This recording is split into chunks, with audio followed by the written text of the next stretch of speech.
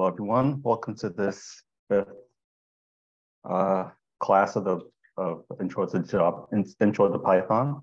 Let's see, does anyone have any questions from the homework from last week or anything that we went over from last class?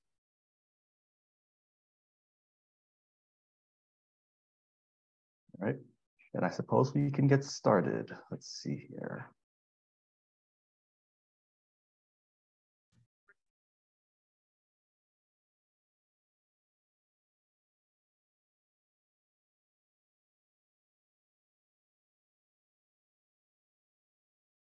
All right.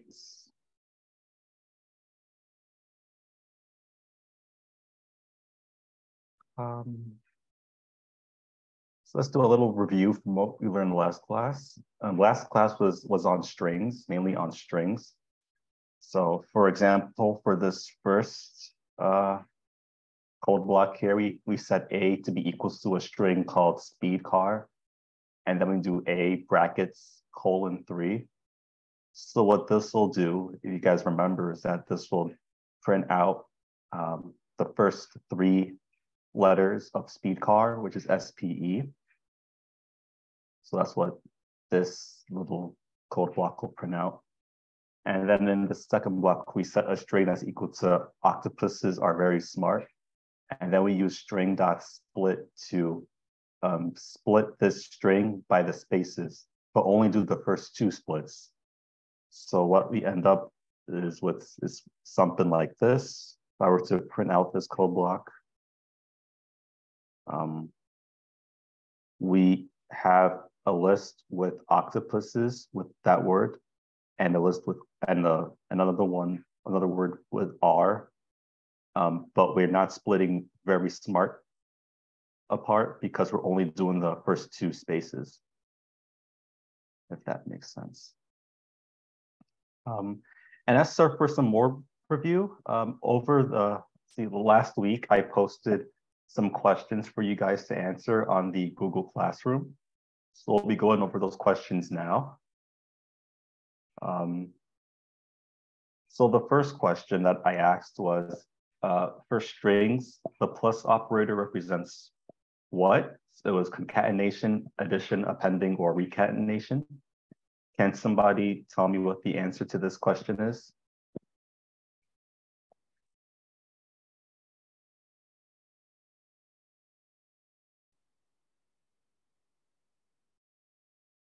For strings, the plus operator represents what?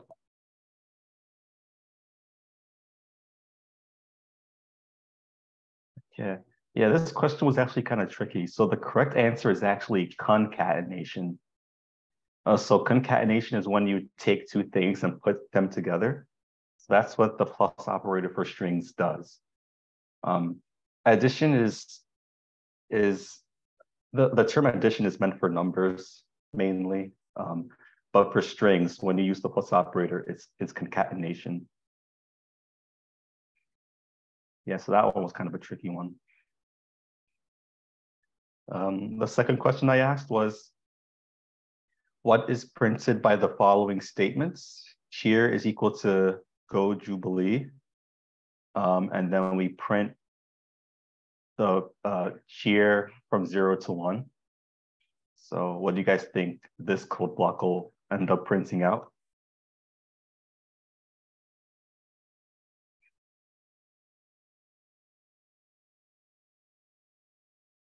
We have G, exclamation point, go, or O.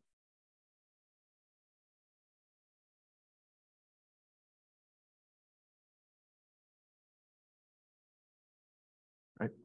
The correct answer is G.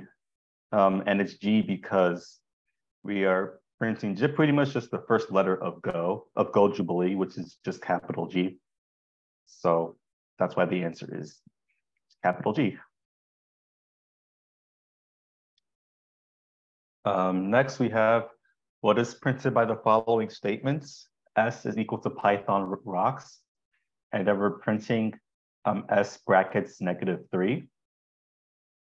So our options are C, K, S, or error.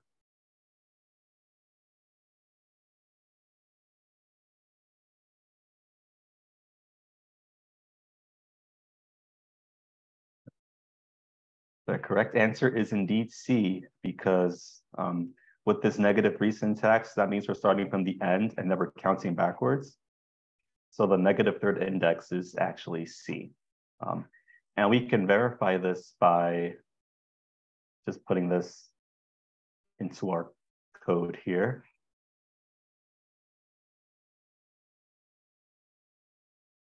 Oh, yes, so if we print this, we should get C, which is what we expect.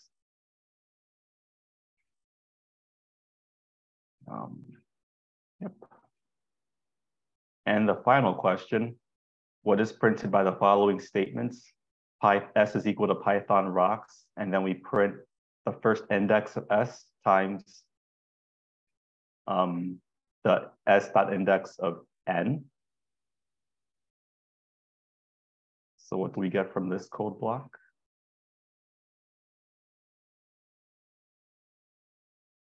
Yep.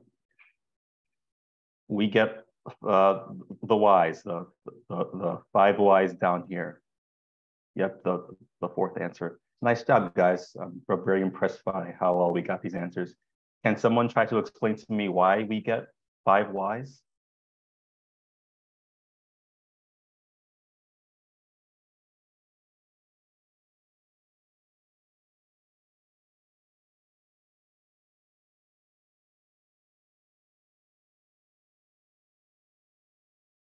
Right, so we get 5 Y's because the first index of S, or S brackets 1, is Y, because P is 0, and so that means Y is 1. And then the index number of N is 5, because we're doing 0, 1, 2, 3, 4, 5, so N is 5. And then Y times 5. Well, what Python does is that it'll take Y, and when you multiply it by 5, it'll just give you 5 Y's. That's what's happening there. And if we were to test this out, we could verify that with this. So when I ran the code, we got 5 Y's. If I were to change this to K, S.index of K, we'll get even more Y's down here, because the index of K is like 8 or 9 or something. So yeah, you guys did a very good job of answering those questions. I'm more confident. I'm happy that you guys are understanding the material. So with that, I suppose that we can move on to the lesson. All right. So this lesson will be more on strings, and also we'll be introducing this thing in Python called lists. So let's start with this slide. Strings are immutable, so which means that you cannot change them once they are created. So in this code block, we're setting A, which is A equal to speed car, and then we try to change the second index of A to be P.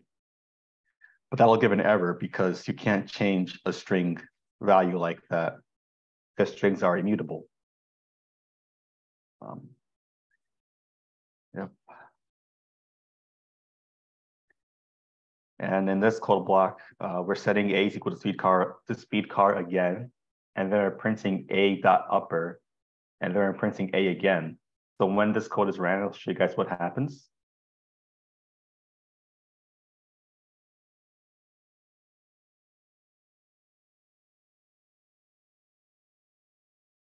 Yeah. So we're printing A.upper. What the upper method does is that it takes a string and then it converts all the lowercase to uppercase. So that's why the first thing that we're printing out is speed car in all uppercase. But then we're just printing out A again without the .upper. And we see that it's still in the original format that it was. And the reason that is so is because many string methods do not change the original string. It just creates and returns a new string. So that is exactly what is happening over here. The original string isn't changed at all.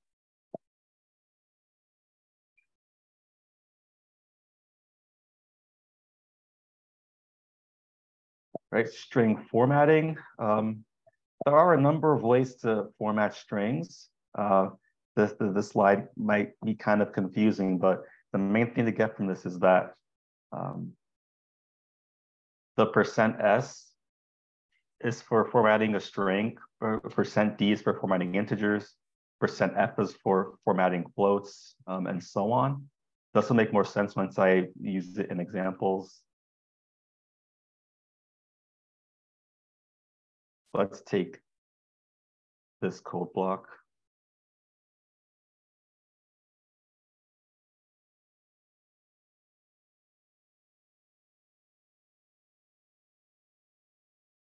So in this block, we're setting name is equal to John and age is equal to 24.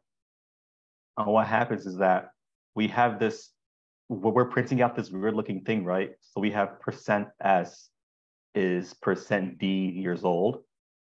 And then we end the quote, and then we have this %sign, and then we have our variable names.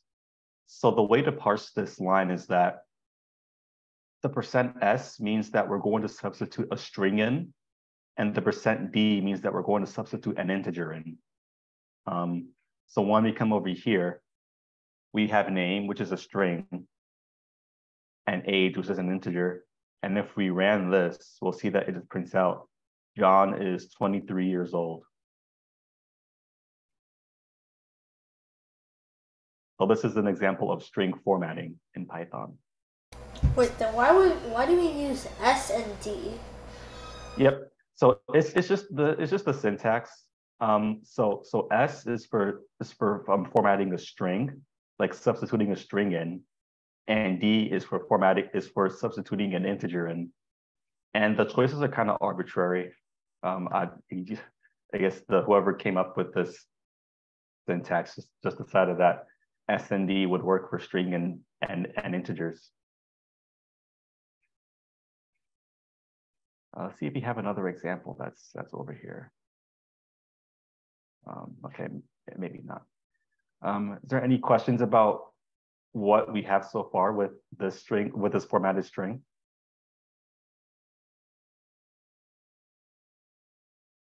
Yeah, if I were to change this to 20, it will just print out John is 20 years old. And if I were to change this to an S, it might give an error actually, because age isn't a string, but let's see what it says. Oh, okay, it still prints out, interesting. I guess Python just did the conversions in the back end. But anyway, this is an example of string formatting. So in addition to string formatting, we can also format output as well. So let's see what this code block does.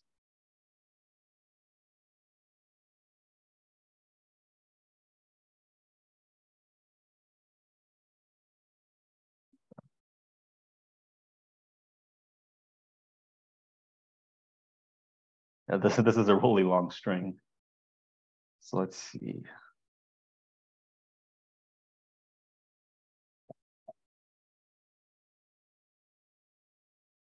Okay, so when I ran this, it prints out this gang is absolutely bad.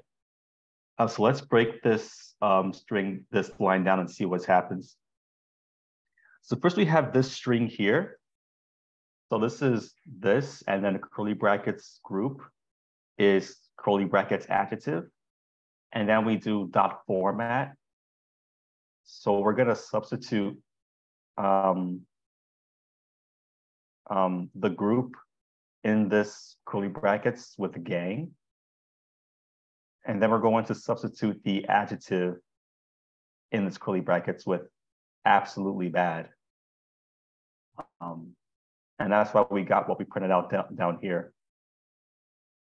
So in a way, this line here is kind of like what we had earlier, but we are inputting our own substitutions, if that makes sense. So we could have named this thing anything. I could name this A, B, C, D. And what I need to do is change this to A, B, C, D as well.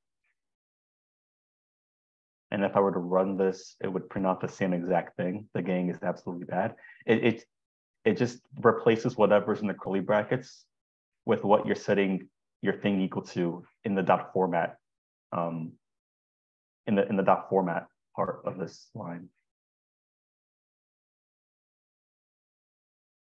Okay, so are there any questions about this line over here?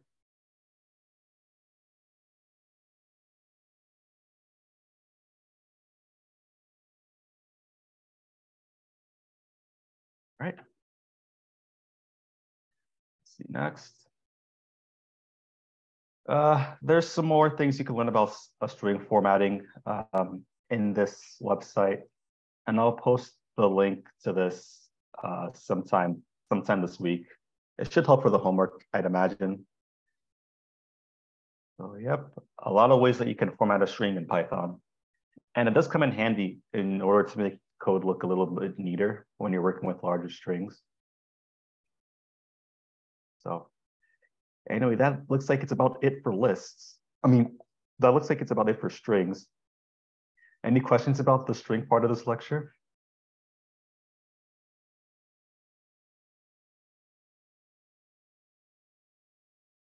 All right. So next we're going to move on to a really important topic in Python, which is lists. So after learning the simple data types, we will not. Yep. Like lists before. You've what, Ivan? I think we've done like lists before, maybe like one time in lecture, but maybe it was the first lecture. Yeah, we did work with lists a little bit, but I never really introduced the topic formally yet, I think. We've just been kind of using it.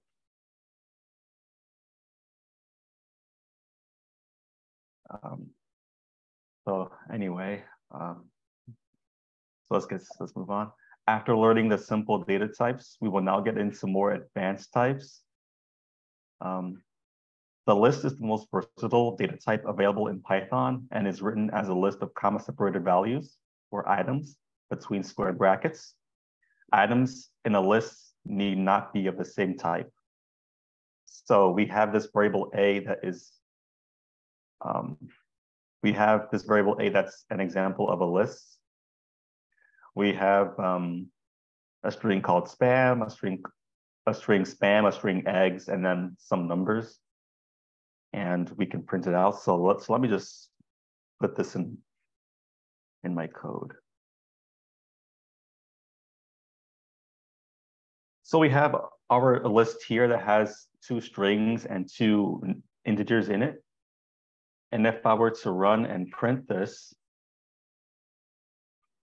it would print it out. So this is one of the ways that Python is a lot easier to use than Java. So in Java wouldn't like its version of lists, which are called arrays, to have elements that are of different types like this. But Python is perfectly fine with having a list that has different kinds of values in it, whether it be strings or integers or floats or anything else, which is really handy.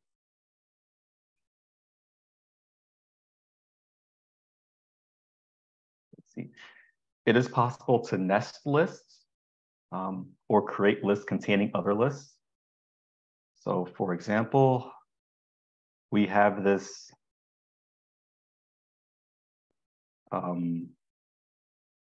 I'll put this in my code now. So we're setting a list Q, which is equal to 2, which has elements 2 and 3 in it.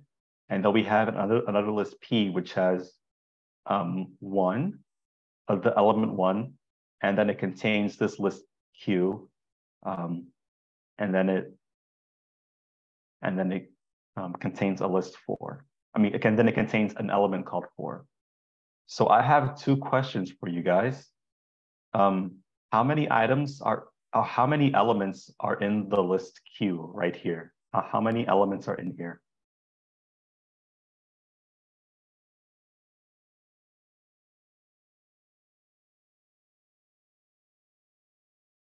Yes, so there are 2 elements in this list Q, 2 and 3. 2 is the first element and 3 is the second element. Now I have another question. How many elements are in this list P right here that has 1, Q, and 4 in it? Or in other words, what is the length of P?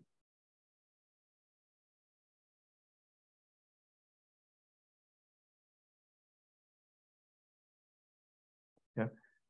So the length of P is actually 3, and we can verify it by printing out the length of P here.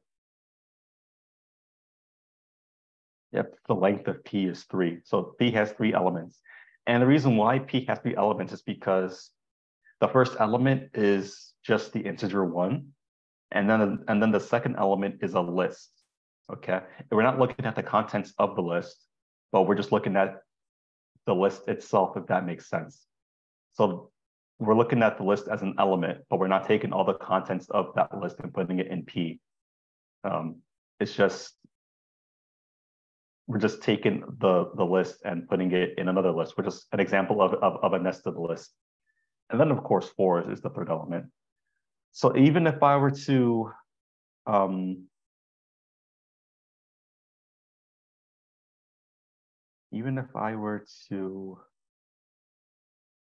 like copy this a bunch of times. So let's say I have something like this, and now Q is a lot bigger. But if I were to run this, we would still have the size of our list of list P is 3, because we're just taking Q, not all the elements in Q, but just like the nested list itself, and we're putting it in P as an element. So that's why the length of P is 3, even though we have a bunch of stuff in Q. Any questions about that?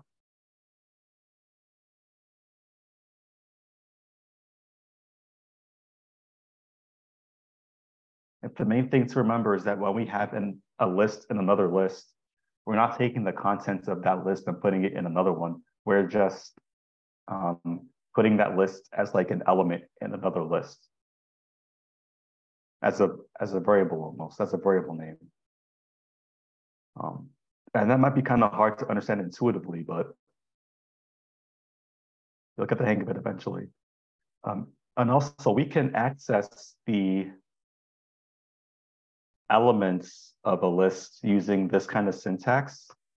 So if we want to access the first element of P, we would do P and then square brackets 1, or actually 0. So we would do square bracket 0 to get the first element of P, which is 1. That's why we're getting 1.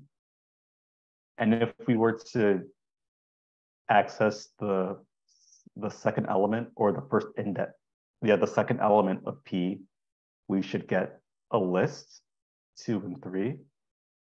So notice how we have the brackets around 2 and 3, meaning that the second element of P is a list, not like integers like 1 and 4 it is in P, but it's an actual list. And notice how if I were to print out the third element of of P, we just get 4, and there are no brackets or anything because it's just an integer.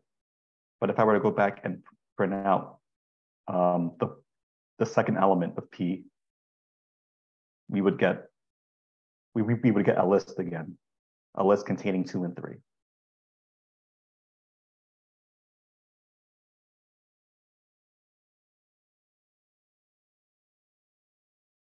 Okay.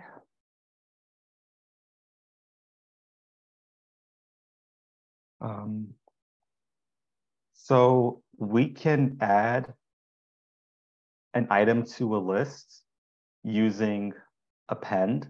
So let's say that we want to add we want to add an integer called an integer to Q, to this list that has 2 and 3 in it. We would do q.append and then whatever we want to add to Q. And then if we were to print Q again, we will see that it is now 2, 3, and 5. Yes. But what's the point of this? Like, you can just type a 5 in Q in the top, yeah. Yeah, so we could do that.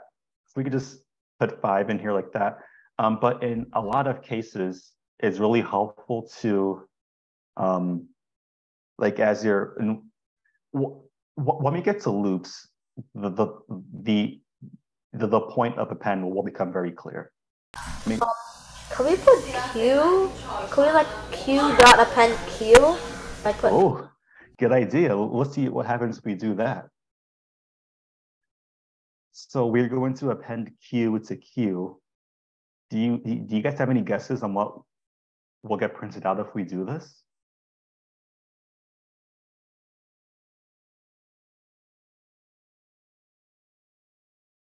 Just repeat it one more time.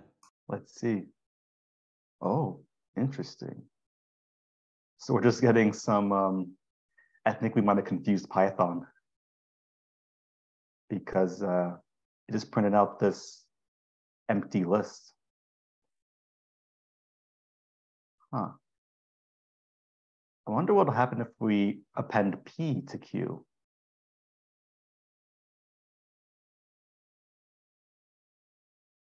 Oh, the same thing. Okay.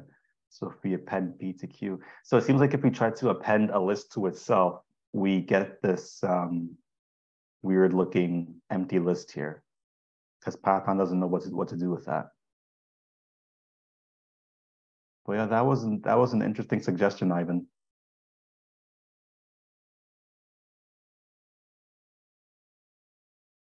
Okay.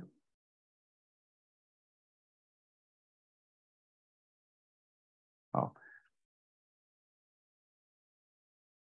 yeah, it didn't even give an error. It just broke Python. Um, anyway.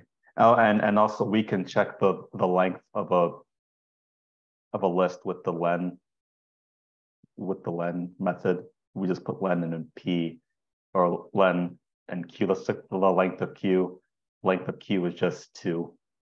Or actually, if we leave this stuff here, if we still append 5 to q, the length of q is 3 because we have 3 elements in q. Pretty straightforward.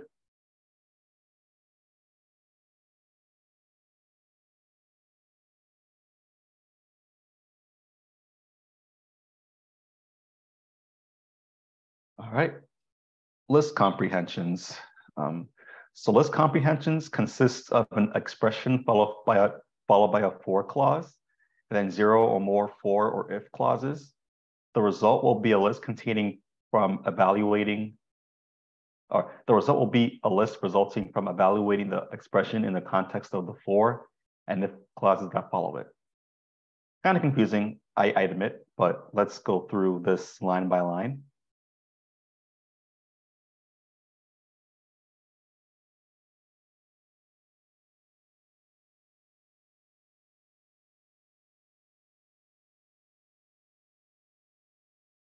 So first oh boy, let me just fix the formatting of this a little bit.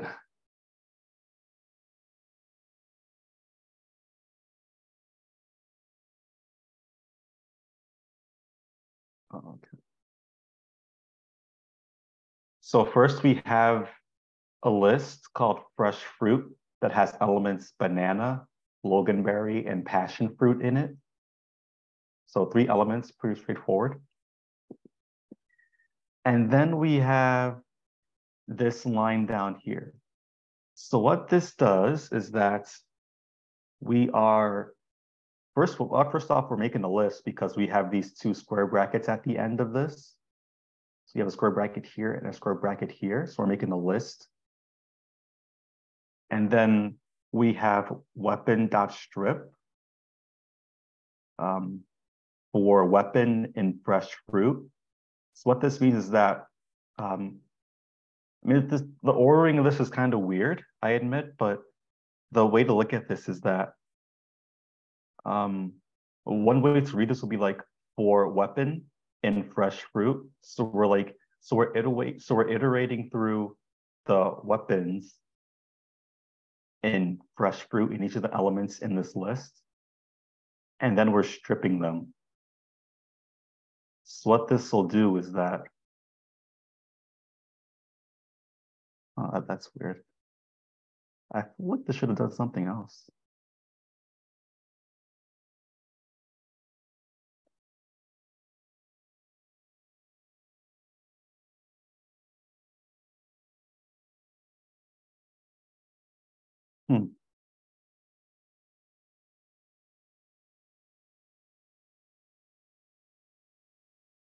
That's kind of weird. Maybe I'll just change this to upper so that it's more apparent.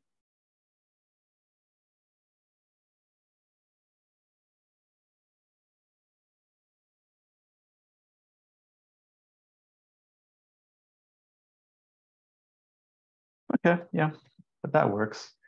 So first we're going to iterate through each of the elements in fresh fruit, and we're just calling our iteration, like the elements that we're iterating through, we're just going to call it weapon. And then for each of these, we're going to do weapon.upper. That's why when I printed this out, it converted all the elements in fresh fruit to uppercase. So this is an example of list comprehension in Python, and it's kind of confusing for first timers. So I don't expect you guys to understand this right off the bat. But yeah, there's another example on this slide.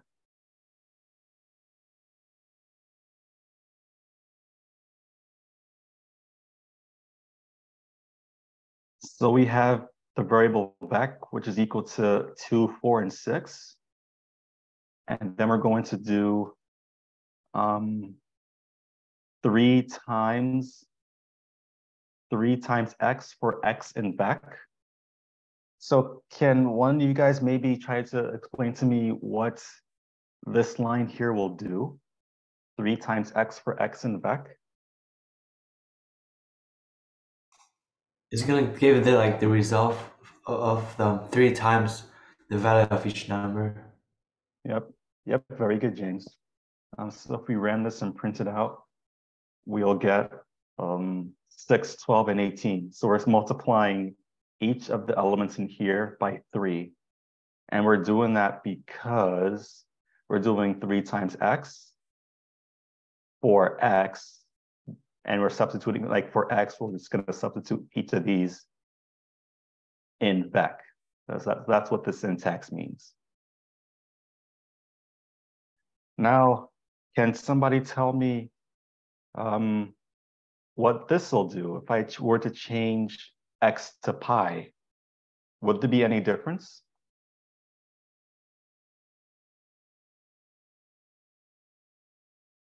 No. Yeah, there won't be any difference because we are just we can think of x or pi as just a placeholder variable for the things that we're iterating through in this list up here. So it's just the name that we're using.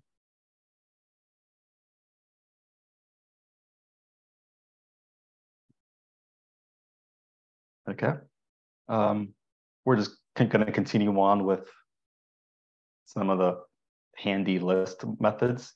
List.sort sorts objects in the lists using func to compare them if given. This method does not return any value, but changes the original list. And then this is the syntax for list.sort. So let's run this code block and see what we get.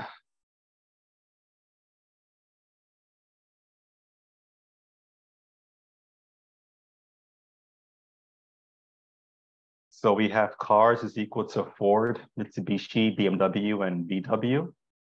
And then we're calling cars.sort. We're calling it twice, actually. So let's print out both of these and see the results.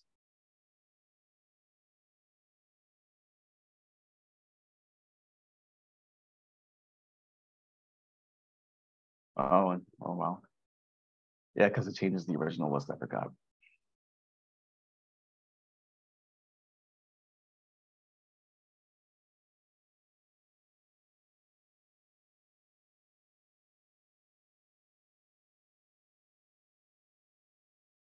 All right, there we go. Okay, so when we do cars.sort up here, I remember that our cars variable is just 3 elements: Ford, Mitsubishi, BMW, and VW, 4 elements. So when we do cars.sort, we get this new list up here. So it's just the strings sorted by their appearance on the alphabet, because these are just letters and stuff. And then we call cars.sort again, but this time we are doing it in reverse. And the key is going to be the length of the string. So that's why Mitsubishi comes here first, because it's the longest word in this list. And then Ford comes second because it's the second longest word. And then BMW comes third, and so on. So if I were to change this to false, if we're not doing it by reverse anymore, can somebody tell me what would change?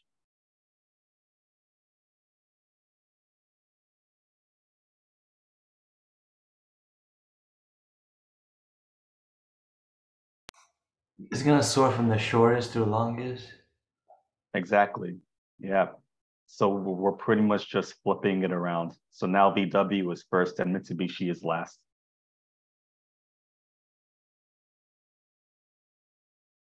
All right, very good.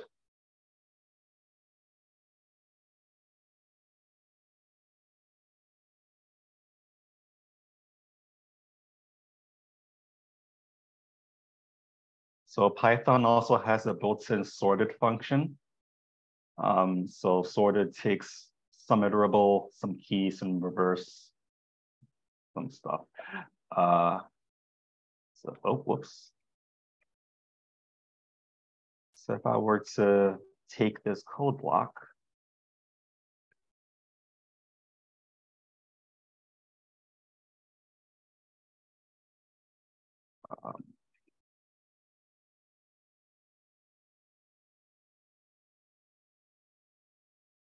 I wonder what the difference of this is.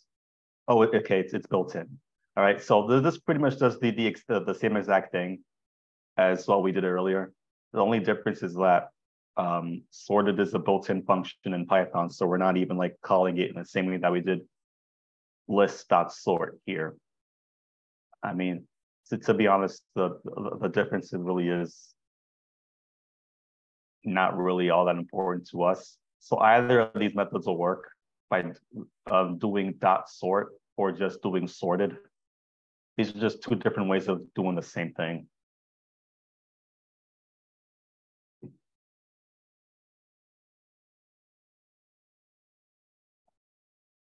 See, the simplest difference between list.sort and sorted is sort changes the list directly and doesn't return any value, while sorted doesn't change the list and returns the sorted list. That's the main difference.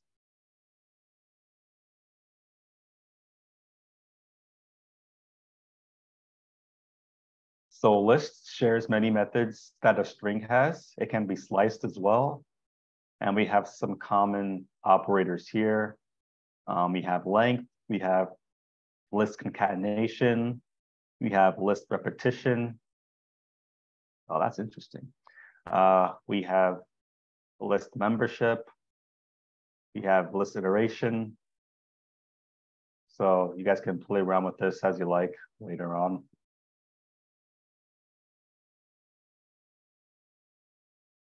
Okay, so now we have a quiz. Which of these is the correct code for creating a list of names? A, B, C, or D? So I'll give you guys a minute to think about this and type in your answers in the chat.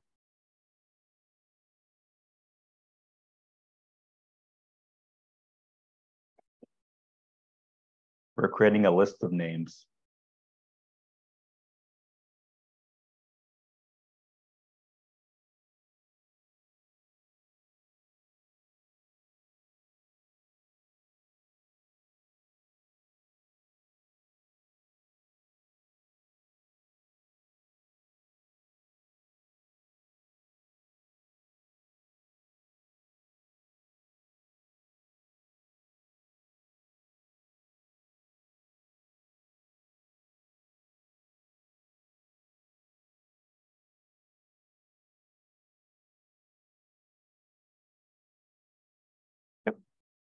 So the correct answer is C, right? This one down here.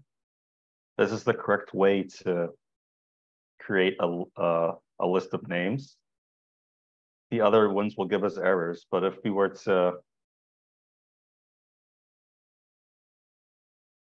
print this out,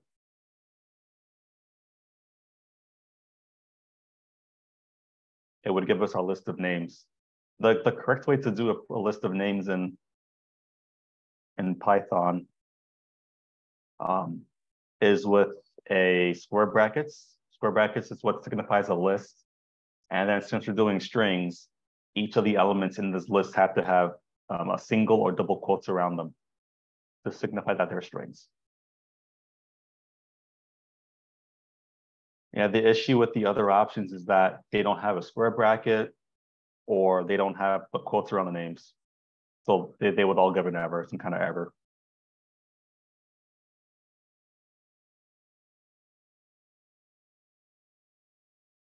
Okay.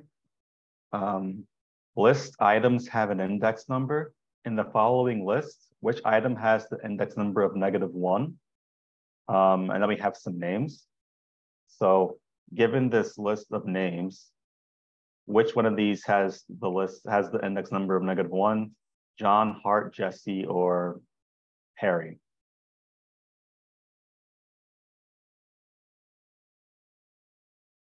Oh, wow, you guys got this one quickly. Very nice. So the answer is indeed Harry, because remember that with the -1 syntax, -1 means that we're starting from the end of the list. So that's why starting from the back end of the list, we get Harry. Since that's on the end. So yeah, good job with that, guys.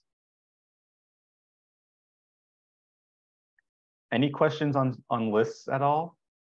On anything that we've gone over so far?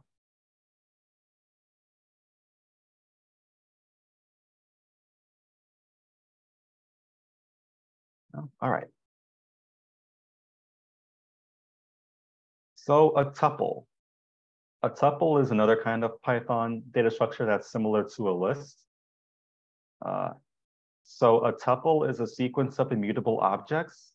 The differences between tuples and lists are that tuples cannot be changed, and tuples use parentheses, whereas lists use square brackets. So we have, oh, this is weird. How does this not give an error? Let's see what happens.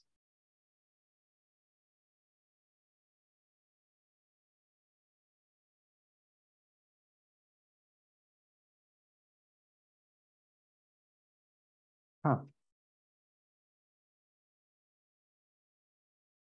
Okay.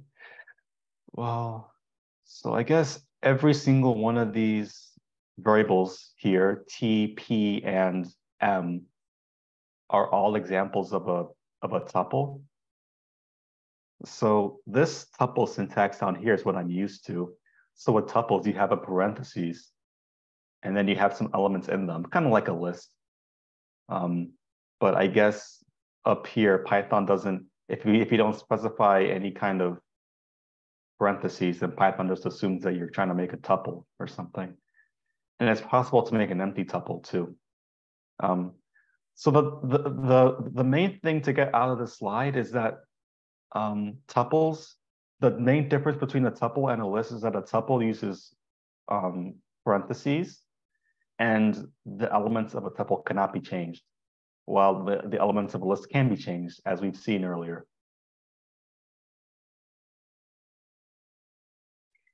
And accessing items in a tuple is similar to accessing an item in a list. You just do your square brackets and the index number, and that'll get you your element. So for example, here, if I were to do print of 1, we should get 235, just like we would if we were to do this on a string. So, yep. You cannot update a tuple because it is immutable, meaning that it cannot be changed. So if I were to like down here try to do M1 is equal to gibberish, Python would complain because we're trying to change the actually I'll put numbers. If I do some numbers here, Python would complain because we're trying to change the value of a tuple, and we see the error down here. Tuple object does not support item assignment, which is Python's way of yelling at us, saying that tuples cannot be changed. Because I tried to change it in this line right here.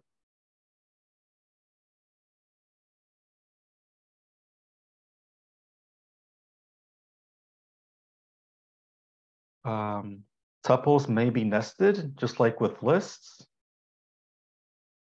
So let's see. Let's take this code block here.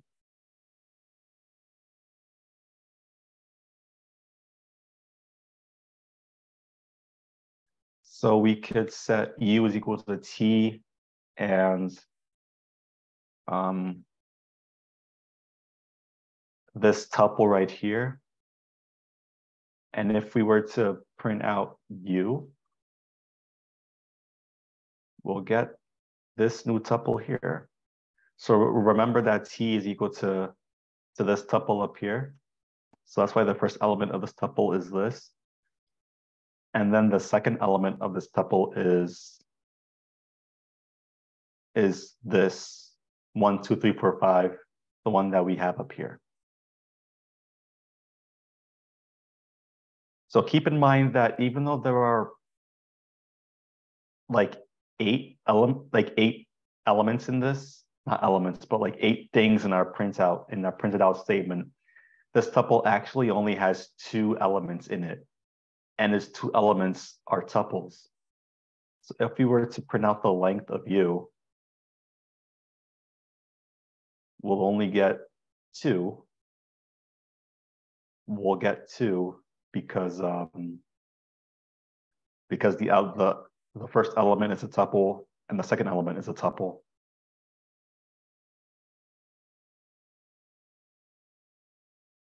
Okay.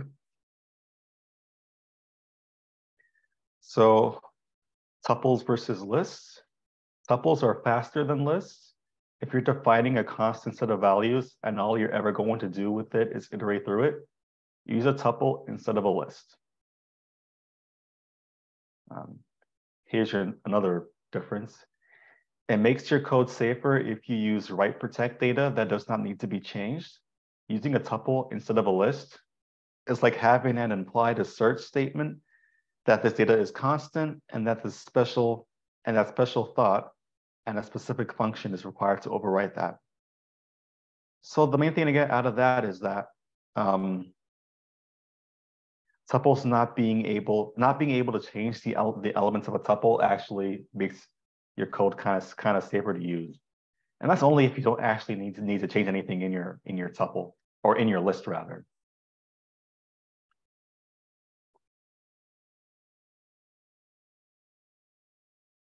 Right, another difference. Some tuples can be used as dictionary keys, specifically tuples that contain immutable values like strings, numbers, and other tuples.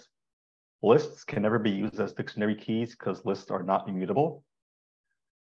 This might not make much sense because we haven't gone over dictionaries yet. But the main thing to get out of this slide is that since the values of tuples cannot be changed, it has the stability that lists do not have. That looks like about it for tuples. Are there any questions about tuples in general, about what we've gone over with tuples today?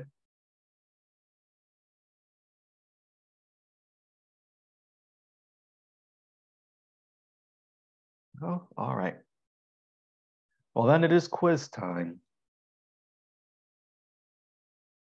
For tuples and lists, which of these options are correct? List and tuples both are mutable. List is mutable, whereas tuples are immutable. List and tuples are both immutable, and D, which one of these is correct?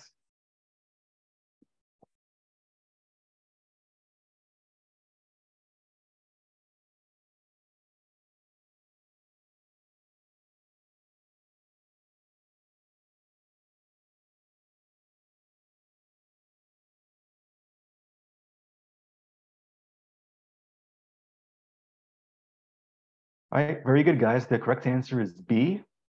Lists are mutable, whereas tuples are immutable. Or in other words, lists can be changed, whereas tuples cannot be changed.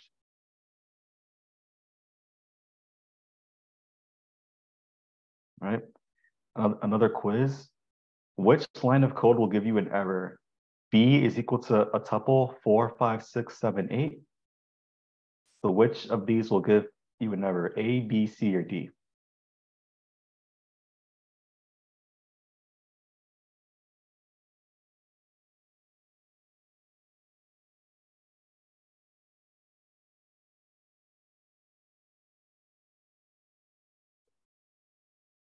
All right, the correct answer is B. And the reason why the correct answer is B is because we're trying to change the first element of a tuple, which will give you an error, right? The other three options are just accessing the elements of a tuple, which is fine. But B is trying to change the value of a tuple element, which is wrong. So that's why B will give you an error. So good job, guys. Which of the following will produce an error? E is equal to 1, 2, 3. So which one of these will produce an error? This is actually kind of a trick question.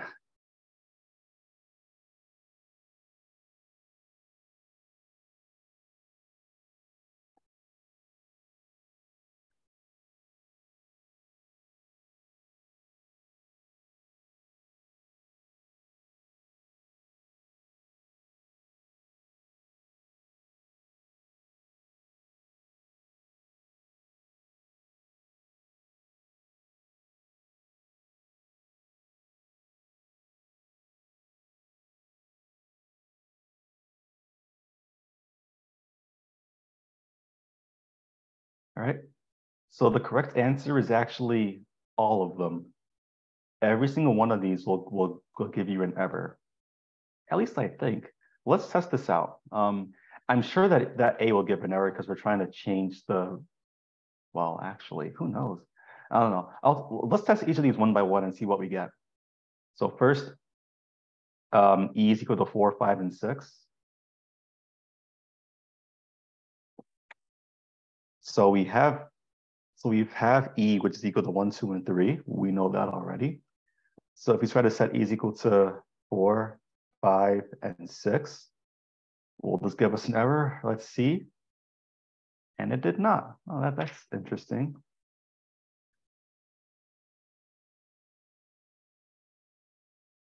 Okay.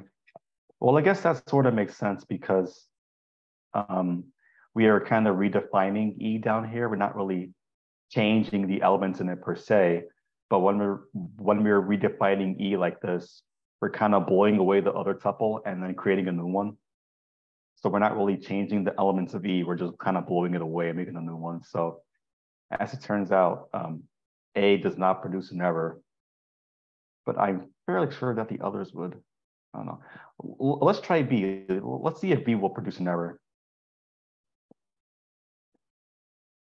So B was E is equal to E plus 4, I think.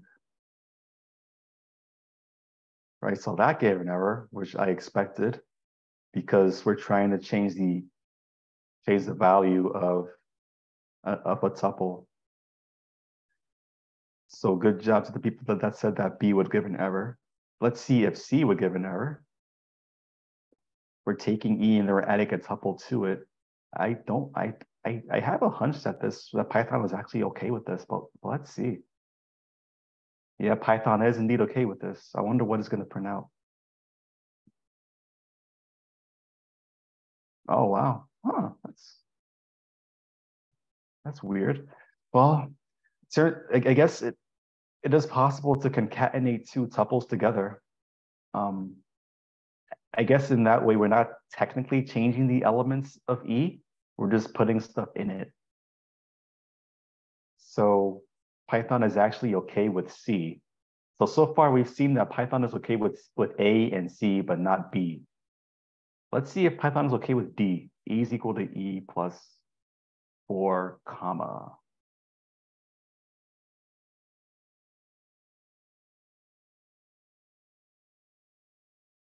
I guess Python is okay with this. Yeah, it is.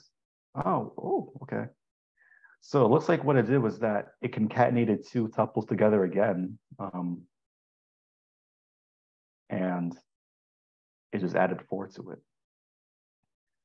So what we've discovered is that the correct answer is actually B. And A, C, and D won't give an error because we're not really changing the elements of the tuple. We're just adding stuff to it.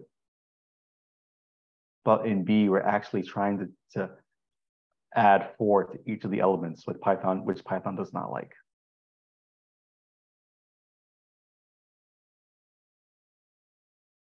All right. Well, it looks like we have one other data structure to go over, but we are about out of time. So I'll just end the lecture here. So today we've gone over some stuff about strings. We've gone over lists and we've gone over tuples. We will finish off the slides for this lecture tomorrow, not tomorrow, but next Monday.